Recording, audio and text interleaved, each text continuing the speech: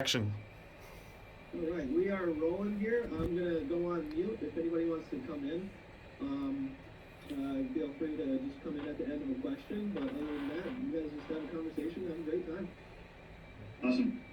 Thanks, guys. Ryan, again, thanks for doing this. I appreciate you taking the time out of your day to do this, and obviously your partnership.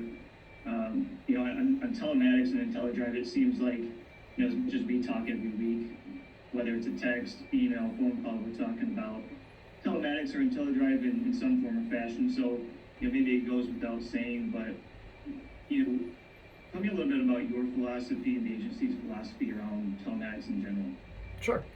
So, I think I've told you I really believe in the best price first, and especially with people feeling kind of budget constraints, things like that, any opportunity that we can provide, even if it's a carrier asking them to do something, is an awesome opportunity to create a relationship that actually shows value.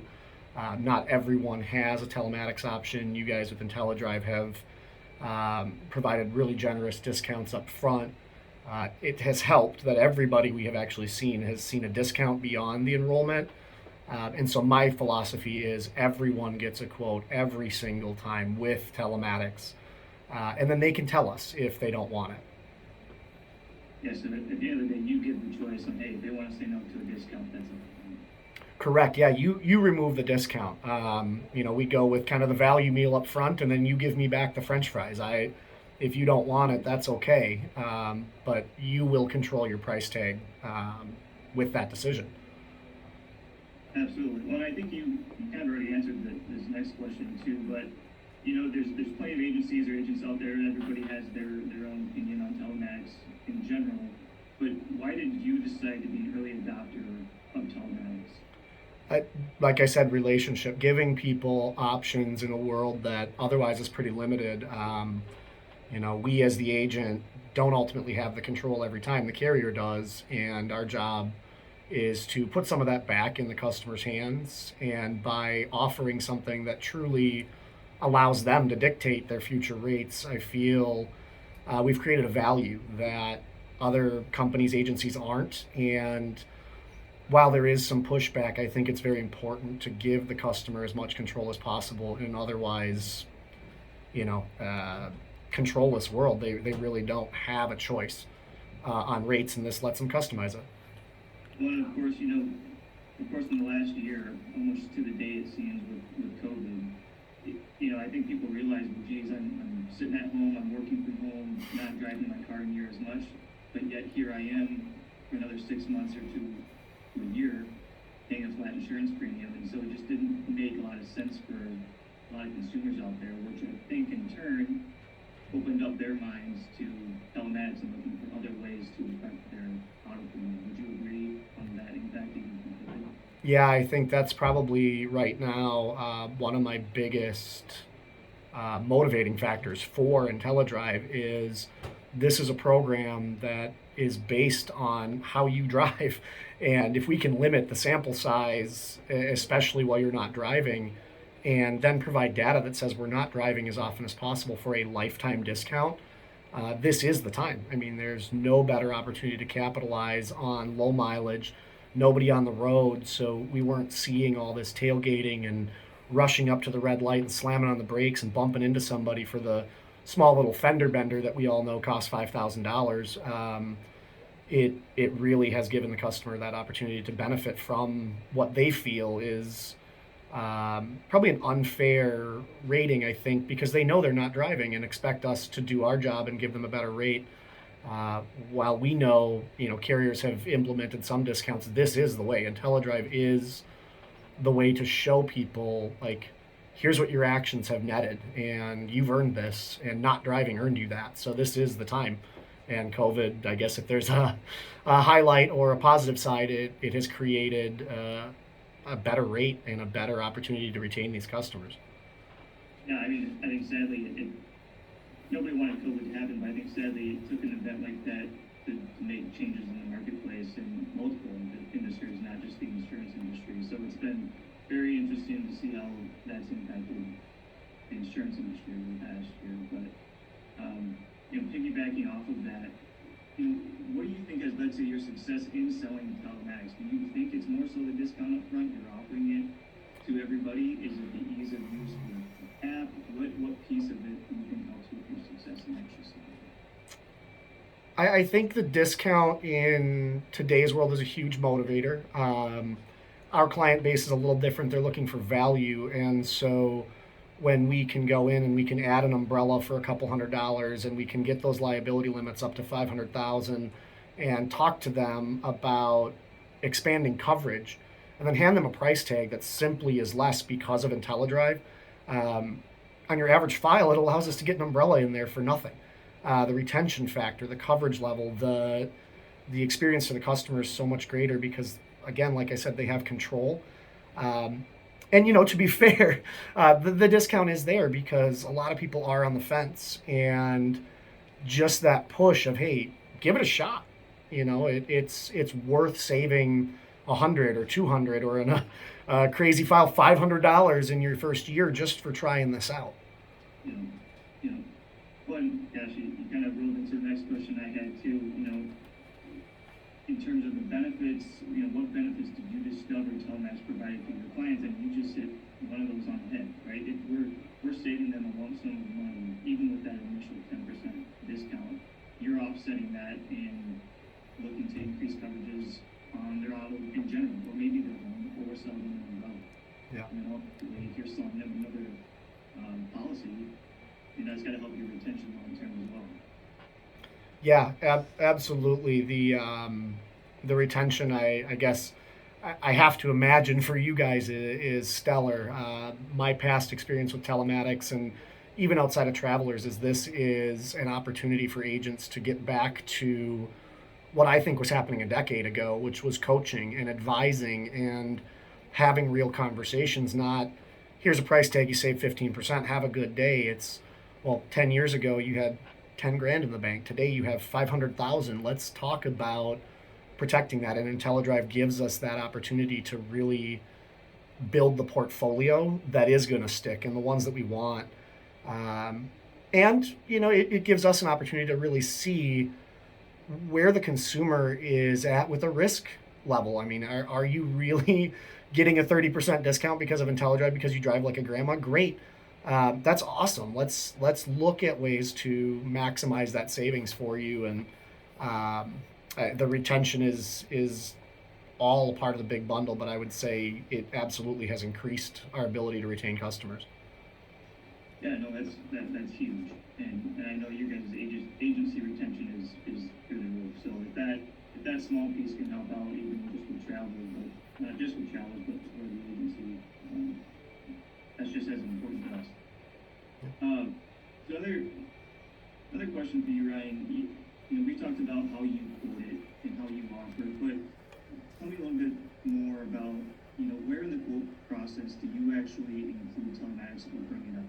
For example, do you just get a quote out there, get numbers in front of them, and then say, hey, by the way, you have another discount I can throw on? I guess talk me through how you quote it, and then talk about it. Yeah, so like I said in the beginning, first quote is the best price.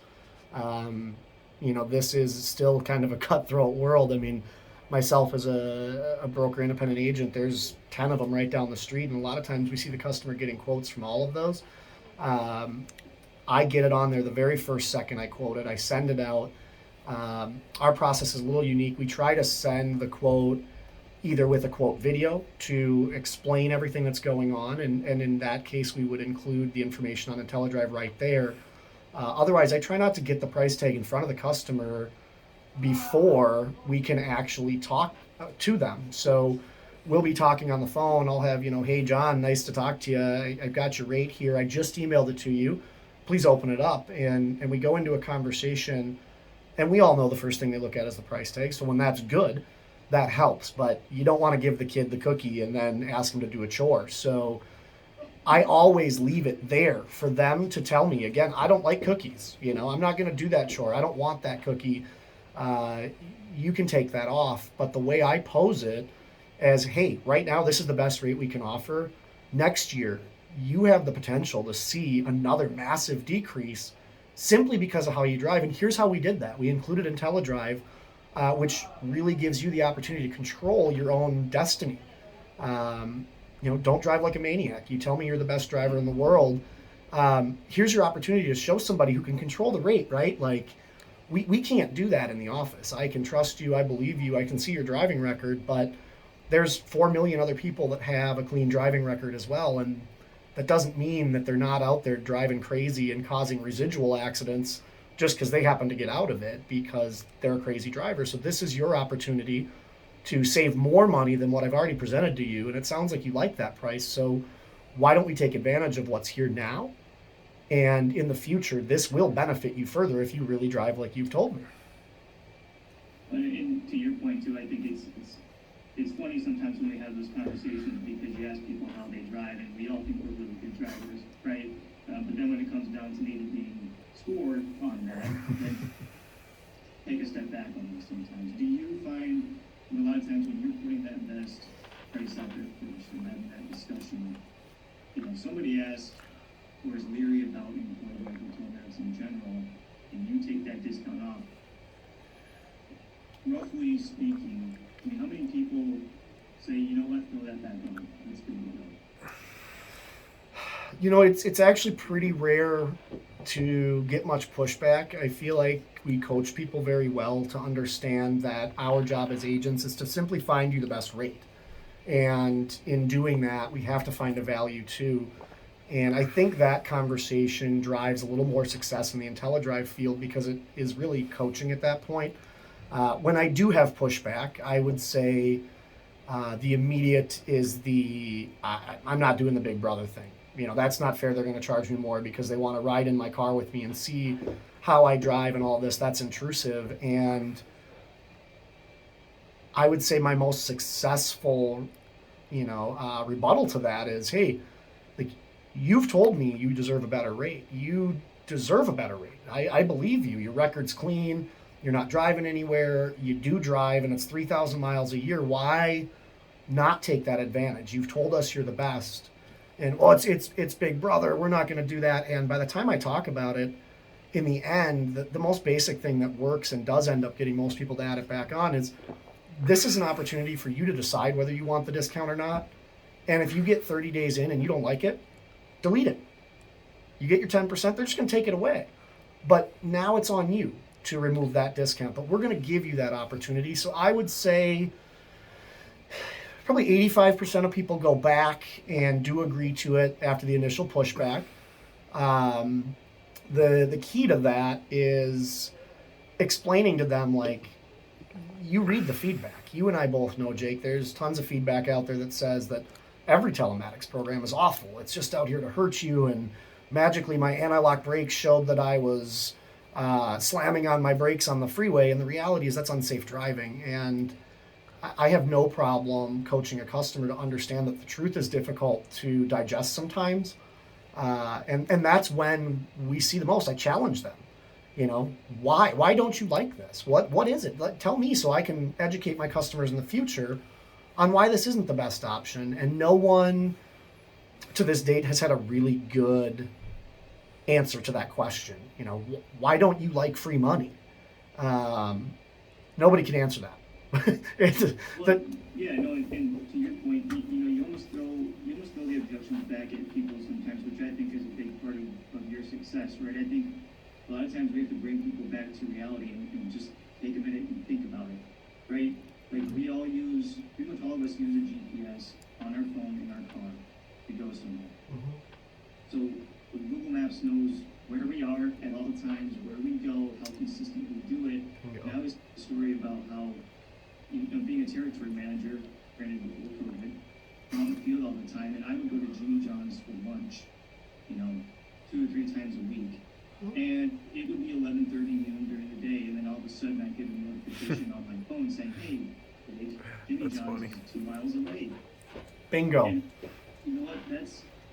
That's creepy, but it's also cool. I'm hungry. I'm going to Jimmy John's. Yep. And that doesn't really bother me, but I know I'm being tracked, and that's just my usage of my GPS on my phone. Yeah. Cars have black boxes in them for the last how many years. And at the end of the day, I always give the example, right? If I'm going to go to Taco John's 5 days a week for lunch. The travelers in our IntelliDrive program, they don't give a rip where you go, right? We just care how you get there. Mm-hmm. And so I think that sometimes throwing those objections back at people and having them think through it is the big piece. Yeah. Having accepted it. And then they get the discount on top of it. Yeah, you actually took a really good talking point, and that is that the monitoring, the control modules, the PCMs, the body control modules, the things that are in cars. I reference the Prius that it was probably I think 6-7 years ago, where they were driving themselves into the ditch. The brakes didn't work anymore, and all of this, and everybody wanted to just sue Toyota because they're awful. And they actually pulled those black boxes out of those cars through that investigation and found that the pedals, while this is totally irrelevant to IntelliDrive, the pedals were too far together because they made those cars to be driven overseas where the compartment was wider so that you had more room, and people were pressing the brake and the accelerator, burning the brakes off their car. And the only way Toyota could save their reputation was that box inside the car saying, no, no, no, this car didn't accelerate randomly. You hit the brakes and the accelerator and burned the brakes off it and then kept accelerating. So it's there. If you get in an accident, my cousin's a state trooper. He has a box in the back of his car. He gets out, takes the cable, plugs it into your car, and through their investigation of a serious accident can tell, did you speed up? Did you slow down? Did you turn? Did you shift? Did you slam on the brakes? What did you do that led to this accident? And so the information that you guys are using and IntelliDrive is collecting is so much more passive than what's already being collected, and people don't realize being used in courtroom, being used in legal investigations. And we're just offering an opportunity to give a savings if you share what's already there, and not with the police, not with the court, not with Big Brother, but with your insurance company who wants to give you a discount. It's unbelievable. Yeah, and I think too, right? If Big Brother truly wants to find us, they're not going to come to travelers and ask, well, can we look at their IntelliDrive and see, where they were? That's just not realistic, right? So yeah, I just think that the way you approach it and the way you kind of question people instead of just taking the objection and moving on, again, it speaks to the success that you have, not just with our telematics program, but other companies as well, because we know you're not the only company. So, oh, come on. We write 100% travelers all the time. don't butter my chops. That's how I got this shirt. Yeah, that's right. So, we talked about objections, Ryan, and Big Brother. Are there any other common objections that come up at the top of mind? Yeah, the number one is the reviews, and I think, Jake, you and I have talked about this, the potential downside to IntelliDrive. The fact that we are not only using this for a discount, it's a rating tool. I mean, let's be really honest about what the implication of being a bad driver is on IntelliDrive. I mean, I haven't performed well traditionally on telematics. I don't have accidents. I don't get speeding tickets. I've been driving, successfully and in race cars and things like that without damage. But to me, I would show up as one of the guys on that list of like, hey, not only did we take away your IntelliDrive discount, here's 14% of a rate increase, and it's based on the way you drive. That is, to me, a huge objection. But the way that we overcome that is simply don't do it. Unfortunately, that is the one time where we have to sell out of IntelliDrive is you are a crazy driver. I see your 3 speeding tickets. I see your accident. I see the brand new Ford Mustang with 500 horsepower. I don't think it's a good idea for you to participate in this. Now, the caveat to that is understanding where the customer's coming from. My biggest apprehension came actually from a personal experience with a rental vehicle. We go down to Florida, we rent a vehicle, we go drive down through the Everglades. And as you can imagine, it may have been a convertible in a really bright color, and it's a beautiful area, but hammer down, let's go. There's nobody out here. What a beautiful drive. Those are not good times to use this. So being able to pause it and remove it is actually what got me past my own objection there. is, hey, I'm driving a rental car, pause this program. This isn't Traveler's vehicle to insure. Pause the program, take it off, and don't worry about it. The other one is the long haul driver or the Jake of the world that travels everywhere for work. Well, I drive a ton of miles and I can't control rush hour and all this. That's fantastic. You're not in your personal vehicle. Pause that, remove that trip, whatever the case is. This is manageable for you. And while it sounds weird to tell a customer, but you control this data. You know, if you don't like what you're seeing, if you think it's wrong, don't hesitate to remove it, object to it, call Travelers, get an explanation of what it is. Those are the big things for me personally that I objected to. Is I do drive a race car sometimes and my phone's in my pocket, and when that happens, I don't need Travelers thinking I went 0 to 60 in 2.5 seconds and maintained 150 miles an hour for 20 minutes. That doesn't look good, right? But pause, simply pause and go about your day. You can live your life. This isn't punitive. Right, and I think it does come back to that risk-free piece of it, right? We're very transparent within the app. You can look literally every day how you're tracking on each category, right? Speed, time of day, whatever it might be. And, if you're just not willing to change those habits within that 90 days and make a conscious effort to try and improve your score, yeah, you have until halfway throughout the program to opt out. And you'll lose that enrollment discount, but hey, you're not being surcharged at the end of the day. Exactly. So, again, I like your approach on how you get over those objections. I think long term, not just with us, I think we're I would say one of the few carriers out there that actually can surcharge today. I think in time, every carrier is going to have that ability because they're giving a rate and discount to people that really, really do not deserve it. And the data will tell that in time.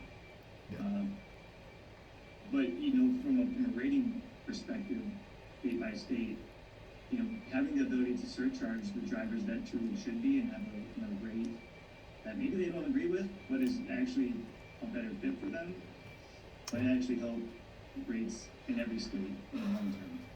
Yeah, I say it as an objection, and I fight it because it is hard on the sales side up front to have the conversation about getting an accurate rate. But again, I defer back to my conversation with that customer about, you control this. If you are a bad driver, I'm very, very sorry, but you told me you were an awesome driver, very safe, here's this, but you're 90 miles an hour down every road and slamming on the brakes because there's a kid in the crosswalk. Like, those aren't good things. Those are bad things, and we as agents owe it to our other customers to make sure that companies are accurately charging for that, because again, to your note on retention, we don't retain customers when carriers have to take big increases. So I say it as a negative, but that rate control, that surcharge ability is, I think, what makes it so successful. You have customers with 15, 20, 24% discounts. That's pretty aggressive in today's market. So you do have to have the 9% surcharge or the 10 or the 5 or whatever the outcome is. You need to pay your rate. And it's no different than adding a driver, right?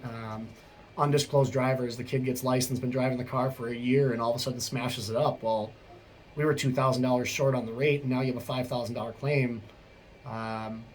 Loss ratios are going to hurt, and here we go. Next year, rates go up. So it's a good rate control too, and actually in the end is good for the customer. But it's a very anti-salesy way to go about it, I think.